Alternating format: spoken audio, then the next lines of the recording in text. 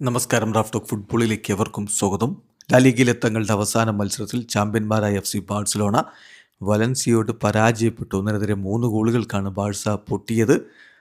തൻ്റെ ബാഴ്സ കരിയറിൽ അവസാന മത്സരം കളിച്ച റോബർട്ട് ലെവൻഡോസ്കി ബാഴ്സയ്ക്ക് വേണ്ടി അവസാന കളിയിലും ഗോളടിച്ചിട്ടാണ് വിടവാങ്ങുന്നത്. അതേസമയം മറുഭാഗത്ത് വലൻസിയയ്ക്ക് വേണ്ടി ഗുഡേറയും ലൂയിസ് റിയോഹയും ഗുയിഡോ റോഡ്രിഗസുമാണ് ഗോളുകൾ കണ്ടെത്തിയത്. മത്സരത്തിൽ ബാഴ്സലോണയുടെ മുന്നേറ്റങ്ങൾ നയിച്ചുകൊണ്ട് ആദ്യ 11-ൽ Robert Lewandowski, Rashford, Torres, Olmo എന്നിവരൊക്കെ ഒരുമിച്ച് അണിനിരന്നു.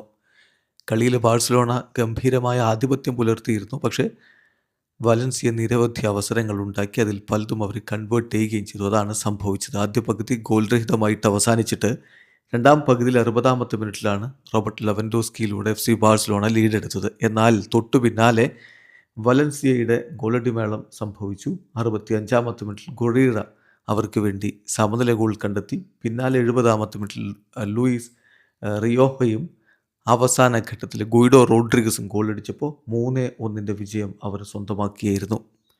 കളിക്ക് ശേഷം കോച്ച് ഹൻസി ഫ്ലിക്ക് പറഞ്ഞു, ബാഴ്സയുടെ ഇന്നത്തെ പ്രകടനത്തിൽ ഞാൻ ഒട്ടും സംതൃപ്തനല്ല. പക്ഷേ അത് ഓവറോൾ സീസണെ ബാധിക്കുന്നില്ല. താരങ്ങളൊക്കെ വളരെ കമ്മിറ്റഡാണ്. ശരി, ഇത് വേൾഡ് കപ്പ് ഇയർ ആണ്. പക്ഷേ അത് കഴിഞ്ഞ് വരുമ്പോൾ വീണ്ടും അടുത്ത സീസണിൽ എല്ലാ കിരീടങ്ങൾക്ക് വേണ്ടിയും നമുക്ക് പോരാടേണ്ടതുണ്ട്. ജർമ്മൻസ് ഒരിക്കലും സ്റ്റോപ്പ് ചെയ്യാറില്ല. ആ ഒരു മെൻറ്റാലിറ്റിയാണ് എൻ്റെ താരങ്ങളിൽ നിന്ന് എനിക്ക് വേണ്ടത് എന്നുകൂടി കോച്ച് പറയുന്നുണ്ട്. എന്തായാലും അടുത്ത സീസണിൽ കൂടുതൽ ഉയരങ്ങളിലേക്ക്, അതായത് UCL പോകണമെന്നുള്ളതാണ് കോച്ച് ആഗ്രഹിക്കുന്നത്. എന്തായാലും ഈ സീസൺ ഇപ്പോൾ ബാഴ്സ 38 കളികളിൽ നിന്ന് 94 പോയിൻറ്റോടെയാണ് ലാലിഗ കിരീടം സ്വന്തമാക്കിയത്.